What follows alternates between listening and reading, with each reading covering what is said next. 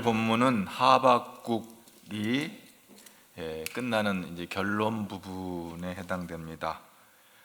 이 하박국 선지자는 하박국에서 이제 굉장히 불만을 가지고 하나님을 따지면서 이 하박국이 시작됩니다. 불과 3장밖에 안 되는 짧은 장이지만 내용이 그렇습니다.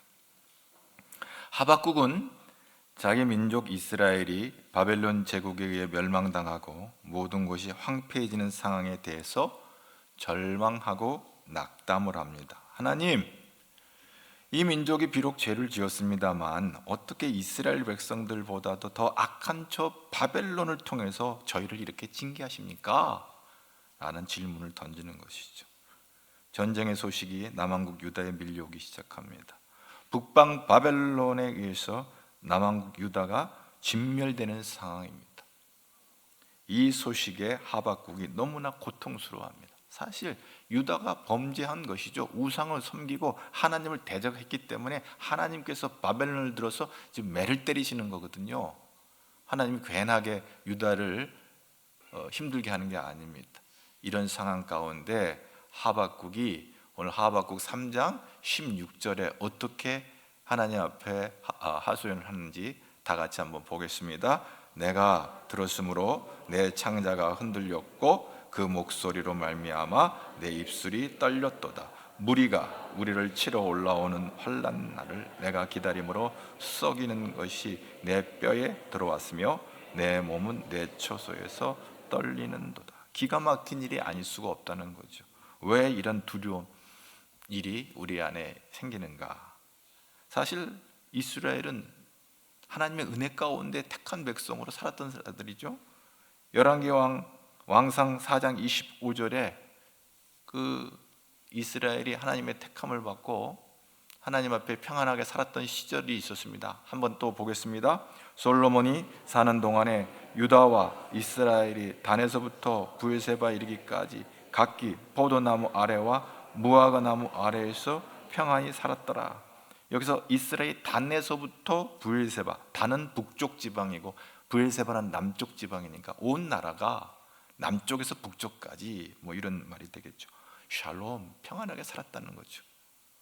무화과 나무와 포도나무는 실과 바늘처럼 구약 성경에 등장합니다. 대부분 보면 무화과 나무 있으면 또 옆에 포도나무가 등장을 해요. 평화와 번영을 뜻하는 유대인들의 간용구처럼 쓰여진 말입니다. 열왕기 왕의 이 저자는 다윗 시대와 달리 오랜 기간 동안 전쟁 없이 번영을 누리는 이 솔로몬 시대에 단에서부터 브엘세바 이르기까지 각기 포도나무 아래와 무화과 나무 아래에서 평안히 살았다는 거예요.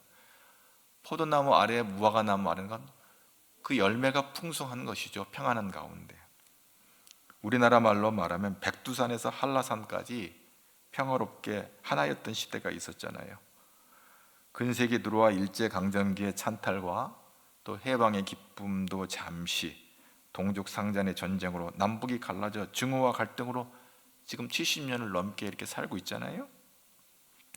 자, 오늘 본문 속에도 남왕국 유다에게 무화과 나무와 포도나무 열매가 끊어지는 시대가 오는 거예요. 이런 평화가 깨지는 시대가 오는 거예요. 동시대의 선지자였던 에레미야가 어떻게 말합니까? 에레미야 8장 13절 또 같이 봅니다. 여호와의 말씀이니라. 내가 그들을 진멸하리니 포도나무에 포도가 없을 것이며 무화과 나무에 무화과가 없을 것이며 그 잎사귀가 마를 것이라. 내가 그들에게 준 것이 없어지리라 하였나니. 무화과와 포도나무가 열매가 없다는 것은 이 전쟁의 황폐함을 묘사하고 있는 겁니다. 유다 백성들이 우상 숭배와 하나님을 대적함으로 악을 행함으로 바벨론을 들어서 하나님 심판하신 그 하나님의 징계로 인한 것입니다. 그래서 오늘 하나님의 심판 가운데 있는 이 남왕국 유다의 형편을 이제 하박국이 고백을 하는 거죠. 17절 다 같이 봅니다.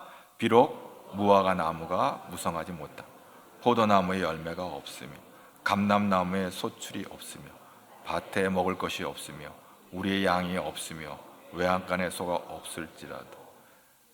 이게 무슨 말이냐면요, 그냥 먹고 살기가 힘들다 하는 정도가 아니에요. 죽고 사는 문제예요. 무슨 말이냐? 무화과 나무가 무성하지 못하다는 이 말은 하나님의 심판을 의미하는 겁니다. 하나님의 심판으로 인해서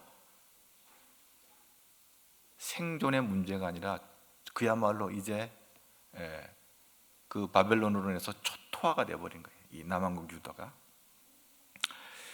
마태복음에 보면 24장 1절에 끔찍한 이야기로 시작하면서 중간에 무화과 나무 비유가 등장합니다. 이 무화과 나무에 대한 이야기는 구약이나 신약이나 많이 등장하는데, 그 마태복음 24장에 보면 1절에 어떻게 시작되냐면 예수님께서 이렇게 성전에 나올 때, 그때의 성전은 헤롯 성전입니다. 제자들이 선생님, 이 아름다운 한번 성전을 보세요. 너무 멋있지 않아요? 이렇게 얘기할 때 예수님이 그런 말씀을 하세요. 돌 하나도 돌 위에 남지 않고 다 무너뜨려지리라. 이런 충격적인 말씀을 해요. 그때 예수님의 말씀에 충격을 받은 제자들이 예수님께 조용히 물어요.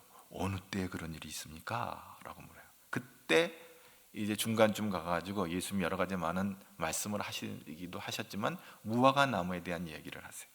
마태복음 24장 32절 한번 볼까요?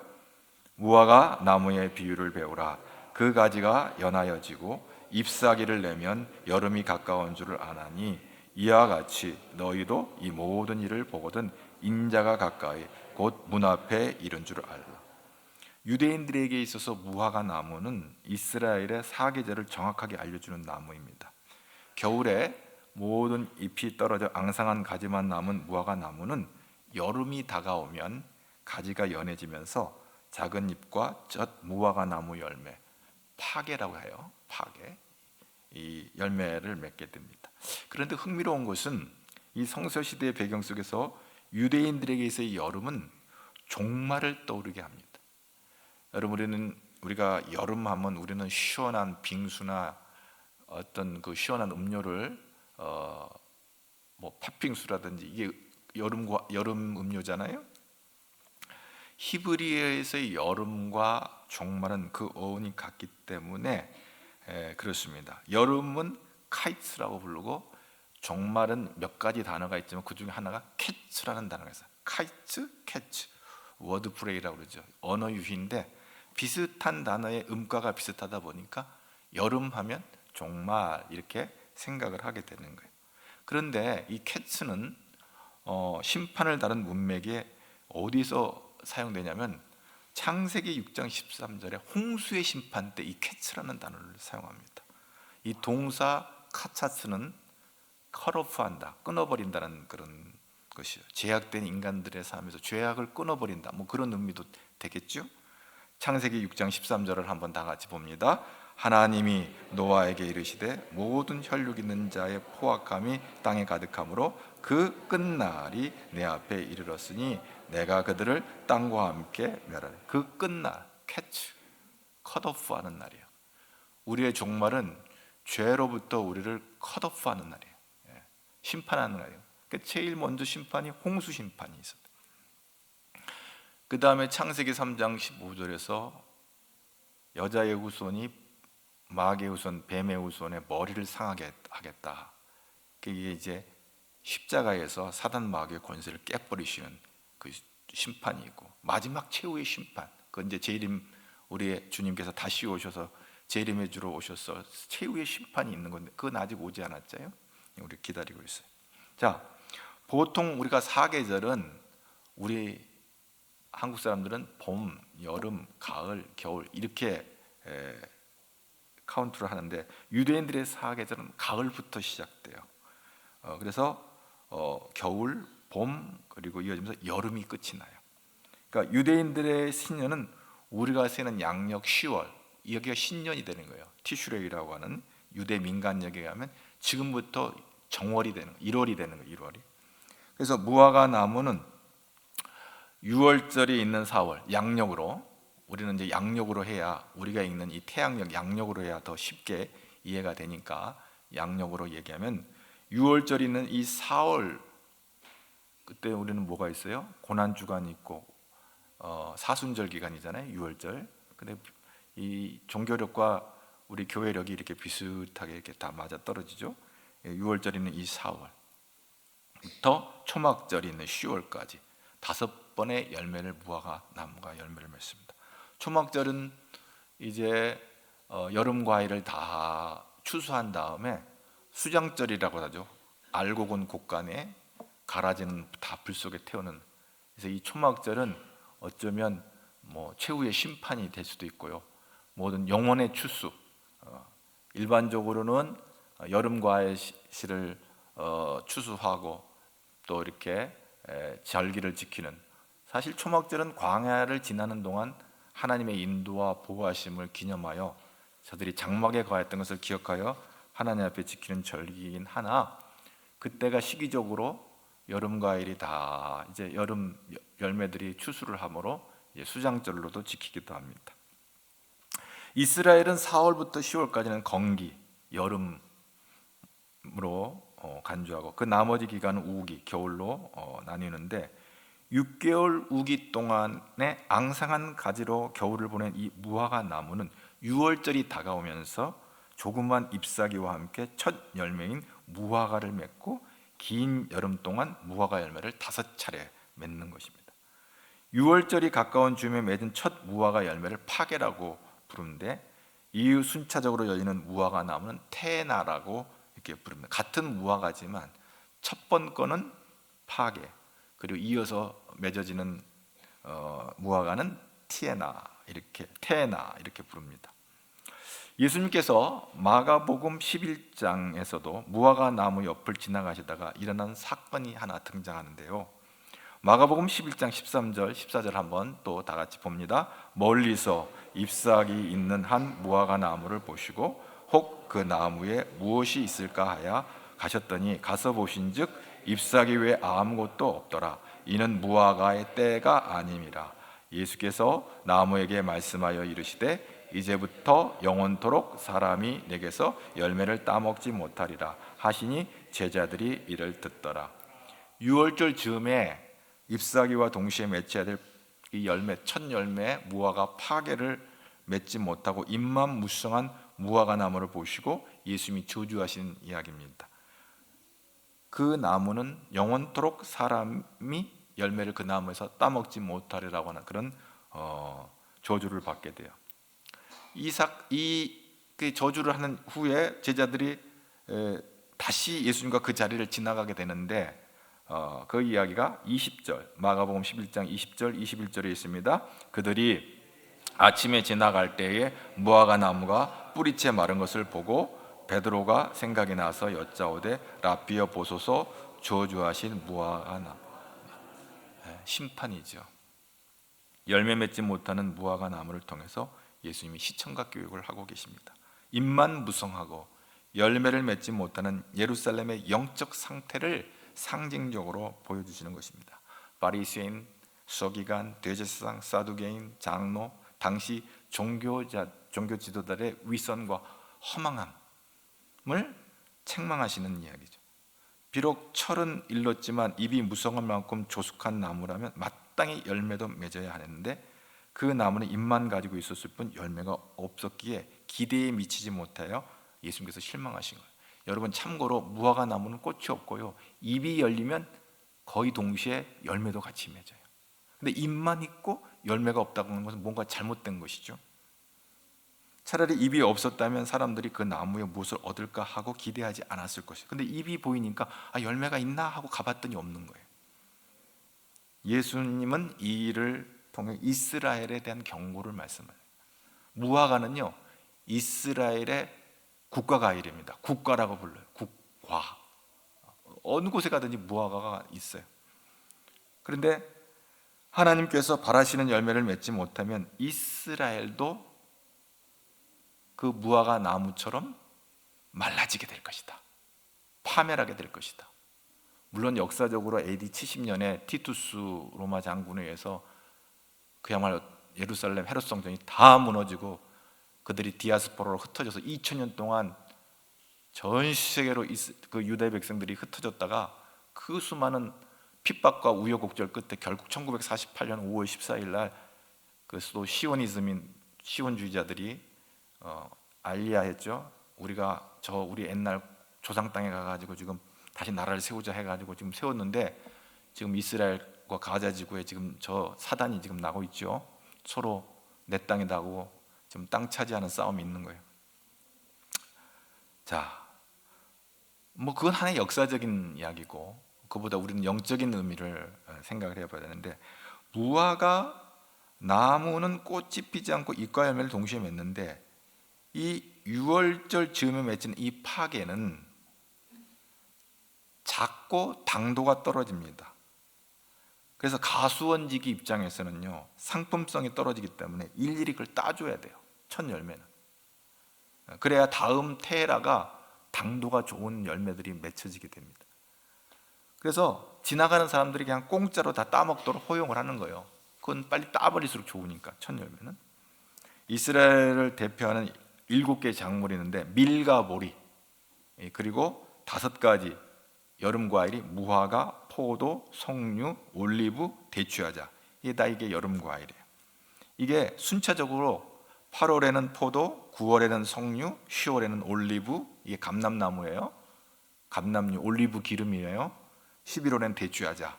이렇게 차례로 열매를 맺는. 이게 시간표가, 이 열매를 맺는 거 보면 우리가 시간을 알게 되는 거예요. 그때. 문제는 이제 12월부터 6월절 첫 파괴, 무화과 나무 첫 열매가 맺히는 4월까지 5개월 동안은 가난한 농민들은 여름 과일을 먹질 못하죠. 부자들이야 갖다 쟁여놓고 창고에다 넣어놓고 먹지만, 추운 우기 동안 단 열매를 먹지 못하는 이들은 건기의 시작과 함께 공짜로 얻게 될 파괴를 기다리는 거예요. 그 단 열매를 먹지 못하는 이 가난한 농민들은 그 파괴를 기다리는 거예요. 그런데 잎만 있고 열매가 없다면 낙심이 되는 거예요. 그렇죠? 그 소소한 그 작은 기쁨이에요, 그게. 그런데 기대했는데 가서 없어. 그러니까 낙심이 되는 거예요. 미가 선지자라고, 당시 동시대 또 미가 선지자는 의인이 사라진 유다 말기의 상황을 열매 없는 무화과로 묘사해요. 열매 없는 무화과는 그렇게 징계와 심판, 뭐 그런 의미가 있어요. 미가서 7장 1절 한번 볼까요? 다 같이 한번 보겠습니다. 재앙이로다. 나여, 나는 여름 과일을 딴 후와 포도를 거둔 후 같아서 먹을 포도송이가 없으며 내 마음에 사모하는 처음 익은 무화과가 없도다. 초여름에 맺히는 이 파괴를 기다렸는데, 긴 겨울을 지나는 이스라엘 백성들, 가난한 이스라엘 백성들에게는 그것을 맛보는 게 희망인데, 기다리던 열매가 없다는 건 뭐예요? 미가 선지자가 살던 남유다 땅에 소망이 보이지 않는 황무한 상황을 처음 익은 무화과 나무가 없도다, 이렇게 표현하고 있는 거예요. 요즘 시대로 말하면 뭐예요? 그 당시는 경건한, 하나님을 섬기는 경건한 자들이 자꾸 줄어든다는 얘기지만, 요즘은 예수 믿는 사람들이 자꾸 줄어든다, 뭐 이렇게도 표현할 수 있겠죠. 하박국과 동시에 선지자로 활동했던 예레미야 선지자가 이 남왕국 유다의 상황에 대해서 무화과 나무 비유를 통해서 이제 설명을 해주는 이야기가 등장해요. 2차 바벨론 포로로 잡혀온 여고냐, 이 여호와긴이라고 해요. 왕인데 19대 왕이에요.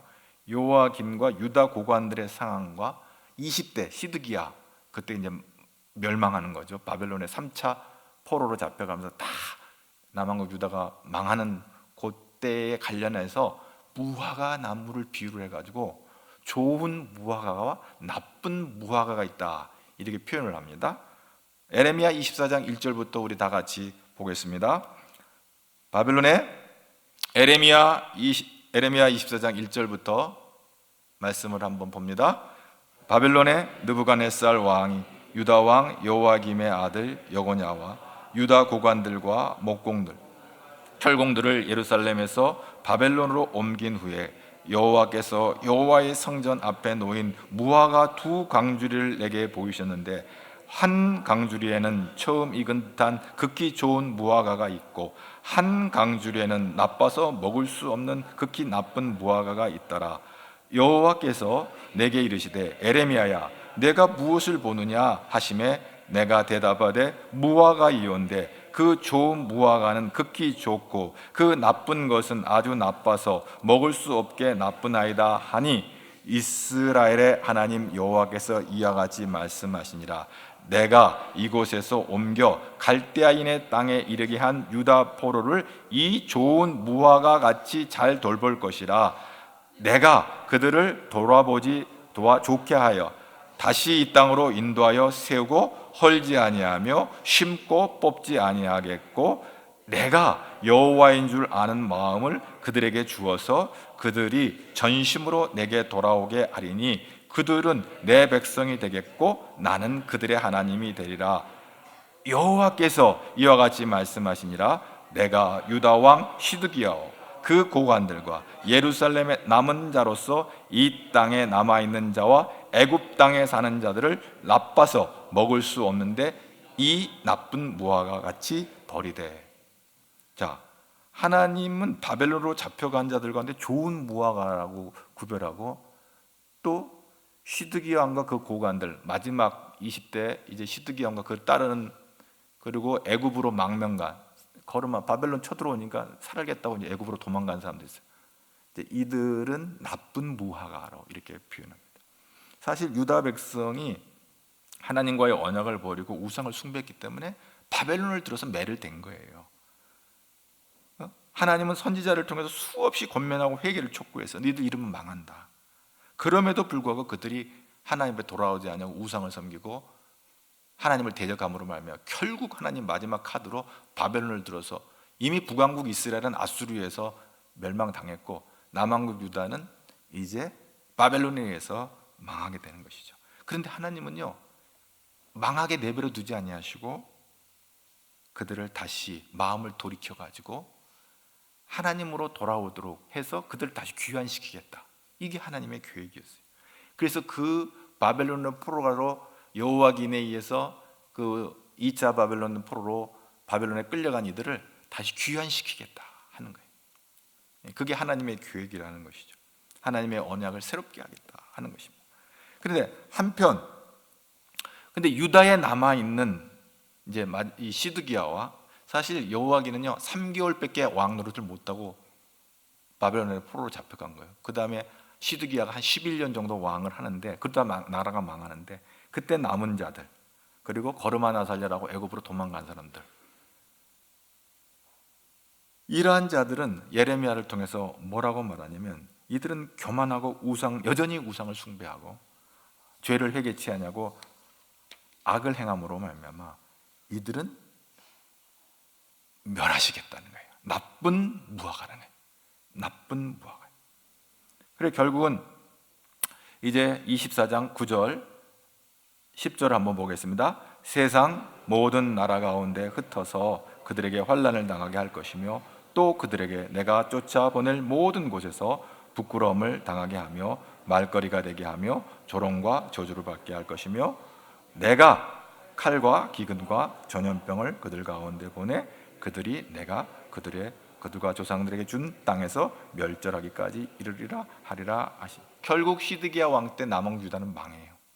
시드기야 왕은 눈에 보이는데 자기 아들들이 눈앞에서 아들들이 죽임을 당하는 것을 봐야 됐어요. 왕자들이. 그리고 자기 눈을 뽑힘을 받고 바벨론에 끌려가서 결국 죽게 돼요. 근데 그 앞에 먼저 2차 때 끌려갔던 그 여호와긴은 37년 동안 감옥살이를 하다가 37년 만에 복권이 돼가지고 다시 회복이 돼서 살다가 이제 죽게 되는데, 나중에 바벨론 포로에서 돌아올 때 수룹바벨이 이스라엘 백성들을, 남왕국 유다 백성들이 이끌고 귀환할 때 그 수룹바벨이 그 여호와긴의 손자예요. 그러니까 뭐 시드기야 왕은 다 망하겠지만 여호와긴의 손자 수룹바벨을 통해서 다시 바벨론으로부터 귀환하면서 남왕국 유다가 회복이 되는 길이 열려 다시 성과 성전을 수축하고 수룹바벨 성전을 짓고 이제 예배를 회복하는 그런 역사예요. 그리고 수룹바벨은 예수님의 조상이 되는 거예요. 이 영적 계보가 이렇게 흘러, 좋은 무화과 나무의 영적 계보가 예수님까지 이렇게 이어지는 것을 보게 되어지는 것입니다. 놀라운 얘기가 아닐 수가 없습니다. 이게 무화과 나무 비유를 통해서 우리에게 계속 주고 있는 거예요. 그런데요, 이 무화과 나무는요, 구약이나 신약에 등장한데 에덴 동산에 또 이 무화과 나무가 등장해요. 무화과 나무가 거기 왜 거기 나오는지를 한번 보겠습니다. 아담과 하와가 하나님께 불순종하는 그 현장에 무화과 나무가 있었어요. 창세기 3장 7절 한번 보겠습니다. 이에 그들의 눈이 밝아져 자기들이 벗은 줄을 알고 무화과 나무 잎을 엮고 치마로 삼았더라. 유대인 학자들 간에 선악을 알게 하는 이 선악과 나무가 무화과 나무였을 것으로 특정하는 이들도 있습니다. 이는 아담과 하와가 죄를 범하자마자 바로 무화과 나무 잎으로 치마를 엮었다는 이 정황의 기초에서 그렇게 판단하는 것입니다. 선악과 열매를 따먹고 자신이 벗었음을 알고 무화과 잎으로 치마를 엮었다면 무화과 나무가 선악과 나무 가까운 곳에 있었던지 아니면 무화과 나무 자체가 선악과 나무일 가능성이 높다는 추정이에요. 이건 추정으로만 보는 거예요. 이게 중요한 게 아니고 제가 말씀하는 것은 선악과 나무가 무화과 나무야 요 말을 하려고 하는 게 아니에요. 유대인들 가운데 그렇게, 지금 유대인들은 그렇게 믿고 있는 사람들이 있어요. 그러나 그걸 말하는 게 아니라 그 결과를 말하는 거예요. 결과적으로 하나님께서 일시적인 부끄러움을 가리는 그 무화과 나무 잎을 바꿔가지고 아담과 하와에게 가죽옷으로 입히시는 그런 이야기가 이어서 나옵니다. 무화과 나무의 잎은 우리의 부끄러운 몸을 가리기에 엉성한 방편이에요. 얼마 안 가서 잎이 마르면 부서지고 그건 다 떨어지는 임시적인 방편이 되겠죠. 인간이 만든 의의 옷이에요. 죄를 가리는, 부끄러움을 가리는. 아담과 하와는 부끄러운 것을 가리기 위해서 무화과 나무 잎을 엮고 치마를 만들었어요. 자기 옷을 만들었죠. 이 땅의 모든 우상 숭배는 나뭇잎을 엮어서 살아가는 임시 방편에 불과합니다. 굉장히 정욕적이에요. 그렇게 되면 될 줄 아는 거죠. 얼렁뚱땅 임기응변으로 70년 80년을 살아갑니다. 인간이 만든 옷, 자기 의의 옷을 입어요. 이 옷을 입으면 부끄러운 불순종의 죄가 가려지는 줄 압니다. 하나님 앞에서도 통과하리라 생각했습니다. 그런데 가려지지 않습니다. 하나님 앞에 서면 인간이 아무리 그럴듯하게 자기를 포장한다고 해도 다 드러나게 돼요. 여름에 속을 다 알고 계세요, 하나님. 우리는 하나님의 심판대 앞에서 우리 머리털까지라도 헤아리시는, 우리의 속 중심을 다 아시는 하나님 앞에 심판을 받을 때가 있는 거예요. 인간이 만든 의의 옷은 자격 미달이에요.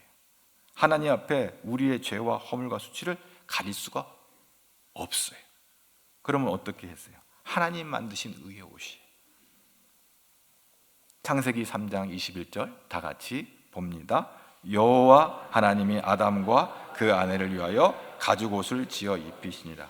인간이 이 일에 관여한 것은 없어요. 하나님이 주도적으로 하세요. 이 가죽옷은 어떻게 만들어지는가? 동물의 희생이 있어야만 얻어질 수는 없어요. 가죽은 동물의 몸이에요. 그럼 동물의 제사가 요구되는 것이죠. 여러분, 놀라운 얘기가 여기 담겨져 있습니다. 우리를 위해 죽음을 당한 양이 있습니다. 베드로전서 1장 18절과 19절 말씀을 다 같이 보겠습니다. 너희가 알거니와 너희 조상이 물려준 헛된 행실에서 대속함을 받은 것은 은이나 금같이 없어질 것으로 된 것이 아니요 오직 흠없고 점없는 어린 양 같은 그리스도의 보배로운 피로 된 것이니라. 아멘.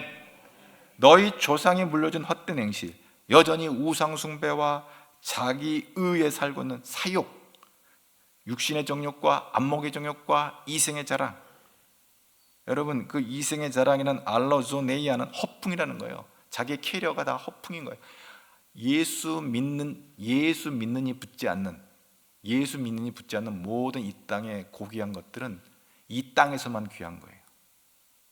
여러분, 영원히 귀한 것과 잠시 귀한 것이 있어요. 여러분, 우리는 잠시 귀한 것에 마음 뺏기지 말고 영원히 귀한 것에 마음에 담는 저와 여러분 되기를 주의 이름으로 축복합니다. 영원히 귀한 것이 있어요. 그런데 세상 사람들은 잠시 귀한 것에 현혹이 되고 미혹이 되는 거예요. 육신의 정욕과 안목의 정욕과 에피두미아가 있는 거예요. 그 욕망이 있는 거예요. 세상에 대한 욕망이 있는 거예요. 그건 이 땅에서 잠시 귀한 것일 뿐이에요. 그런 헛된 행실이라고 했어요. 베드로는 그걸 헛된 행실에서, 우상 숭배도 마찬가지예요. 사람들이 왜 우상 숭배를 할까? 머리가 나빠서, 어리석어서 그래? 뭔가 얻어보려고 우상 숭배하는 거예요. 뭔가 이익이 있을 거라고 생각하니까 점도 치고 굿도 하고 뭔가 인간적인 유익을 위해서 해보는 건데, 그게 다 하나님 보실 때는 헛짓이 되는 거예요. 베드로는 뭐라고 해요? 헛된 행실이라고 그랬어요. 알라조네이아, 허풍 떠는 거다 그랬어요. 허풍 떠는 거, 알라조네이아. 뭐 굿하고 점치고 다 허풍 치는 거다. 좋은 학교 나왔어. 내가 재산이 얼마인데 허풍 치지 마. 오늘 밤에 네 영혼 데려가면 그거 다 아무것도 아니야. 내가 박사인데 허풍 치지 마. 오늘 밤에 너 데려가면 박사가 무슨 소용이 있어? 알라조네이아, 허풍 떨지 마라. 교만방자해가지고 여전히 하나님 없이도 살 것처럼 힘쓰고 애쓰는 인생들이 이 땅에 많이 있는 거예요. 그걸 헛된 행실이라고 하는 거예요. 여기서 우리가 어떻게 탈출을 할 수 있느냐, 어떻게 구속함을 받을 수 있느냐, 오직 흠없고 점없는 어린 양 같은 그리스도의 보배로운 피로 가능하다. 할렐루야. 하나님의 어린 양이신 예수님께서 죽으심으로 그 가죽 옷을 입은 우리 모든 사람은 하나님께 죄 없는 것처럼 받아들여지는 것이, 이것이 하나님이 만들어준 의의 옷이에요. 어떤 사람도 하나님 앞에 나갈 때 이 하나님 만드신 의의 옷을 입어야만이 용납되고 하나님 앞에 받아지게 되는 거예요. 자, 이제 본문으로 하박국 3장 18절로 갑시다. 다 같이 봅니다. 나는 여호와로 말미암아 즐거워하며 나의 구원의 하나님 기뻐하라. 기뻐하는 이유가 있어요. 나의 구원의 하나님이 나와요. 감사의 이유가 있어요. 누가복음 2장에 보면 요셉과 마리아가 아기 예수님을 안고 모세의 법대로 정결 예식을 위해서 성전으로 들어갑니다. 거기서 그리스도를 보기 전에 죽지 아니하리라는 성령의 지시를 받은 경건한 시몬이 성전에서 아기 예수님을 만나고 찬송합니다. 누가복음 2장 30절, 31절, 32절에 뭐라고 나오는지 한번 다 같이 볼까요? 내 눈이 주의 구원을, 이는 만민 앞에 예비하시는 것이요 이방에 비추는 빛이요 주의 백성 이스라엘. 여기서 하박국 3장 18절에서 나의 구원의 하나님, 이 구원이라고 하는 말은 예샤거든요. 예샤예요. 구원이 히브리어로 예샤예요. 그런데 이 예샤가 구원인데, 예샤가 뭐예요? 어디서 많이 들어보는 거 아니야? 예수. 할렐루야. 나의 구원은 예수 그리스도예요. 할렐루야. 구원, 나의 구원의 하나님으로 말미암아 뭐한다? 기뻐한다.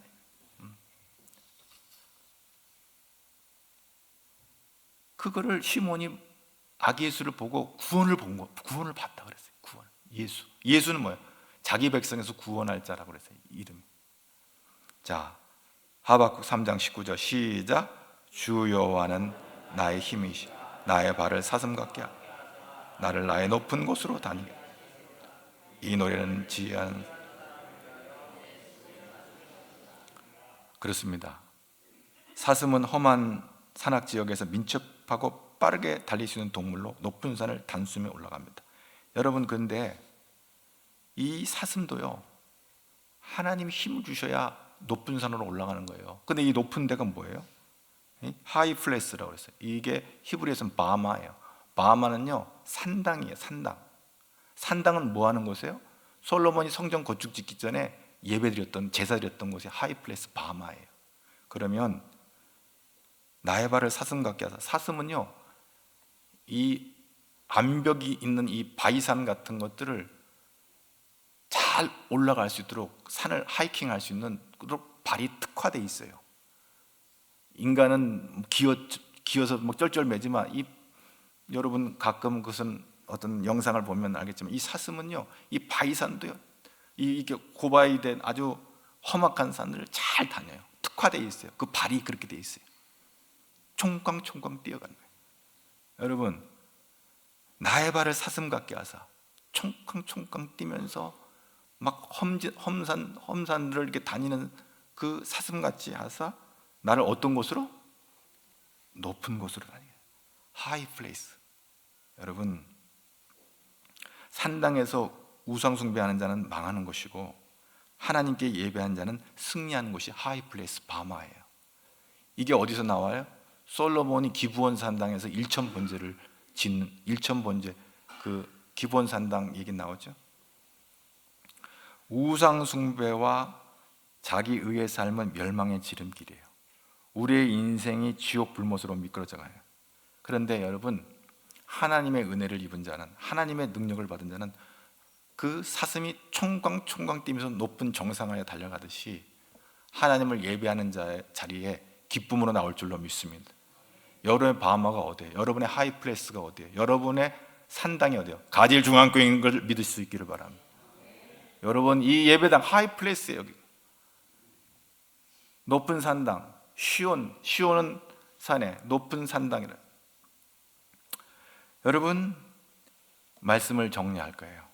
다시 하박국 3장 17절을 한번 18절을 봅니다. 시작. 비록 무화과 나무가 무성하지 못하며 포도나무 열매 없으며 감람나무에 소출이 없으며 발에 먹을 것이 없으며 우리의 양이 없으며 외양간에 소가 없을지라. 거기까지 17절, 거기까지만, 17절까지만. 할렐루야. 최소한 우리 유장로님 정도는 열심히 있어야 돼요. 다시 17절 또 보겠습니다. 시작. 비록 무화과 나무가 무성하지 못하며 포도나무에 열매가 없으며 감람나무에 소출이 없으며 밭에 먹을 것이 없으며 우리의 양이 없으며 외양간에 소가 없을지다. 자, 여기서 멈춰야 돼요. 그래야 그 다음 얘기가 돼요. 이것이 없어도 감사한 게 아니라 이것은 심판을 말하는 거예요. 감람나무가 없고 포도나무가 없고 무화과 나무가 무성치 못하고 포도나무에 열매가 없고 감람나무에 소출이 없고 밭에 먹을 것이 없고 우리의 양이 없고 외양간에 소가 없는 것은 심판이에요. 징계예요. 그거를 감사할 이유가 없어요. 우리가 감사하는 것은 거기서 우리를 건져내시는 구원의 하나님을 인하여 감사할 줄로 믿습니다. 이 말씀을 제대로 해석을 해야 되는 거예요. 없을지라도 감사한 거예요. 가난을 감사하는 게 아니에요. 멸망을 감사하는 게 아니에요. 심판을 감사하는 게 아니에요. 징계를 감사하는 게 아니에요. 거기서 건져낼 나의 구원의 하나님을 인하여 감사하는 줄로 믿습니다. 그렇습니다. 그리고 18절 그 다음 읽어야 이 얘기가 되네요. 다 같이 봅시다. 나의 여호와로 말미암아 즐거워 나의 구원의 하나님으로 말미암아 주님이 나의 대속의 제물이 되어서 나를 구원하시니. 어떻게 나를 구원하시냐? 우리의 양이 없어도 나의 지혜를 지고 가시는 어린 양이 되셔서 나를 구원하신 줄로 믿습니다. 우리에는 양이 없지만 예수님이 어린 양이 되셔서 내 죄를 짊어지심으로 말미암아 내가 감사하게 되는 거예요. 우리의 양이 없는 걸 감사하는 게 아니고 우리 주님이 어린 양이 되셔서 나의 죄를 씻어주셔서 대속해 주신 것, 나의 구원의 하나님으로 인하여 감사하는 거예요. 즐거워하는 거예요. 기뻐하는 거예요. 할렐루야. 그렇습니다. 그래서 오늘 결론이 그래요.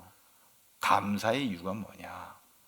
재앙과 심판이 감사가 아니라 나를 구원하신 하나님, 나의 힘이 되신 하나님, 힘이 되신 여호와, 나의 발을 사슴 같게 하셔서 높은 데, 바마, 하이플레스로, 예배의 자리로 다니게 하시는 하나님, 예배 자리 기쁜 마음으로 뛰어오게 하시는 하나님. 할렐루야.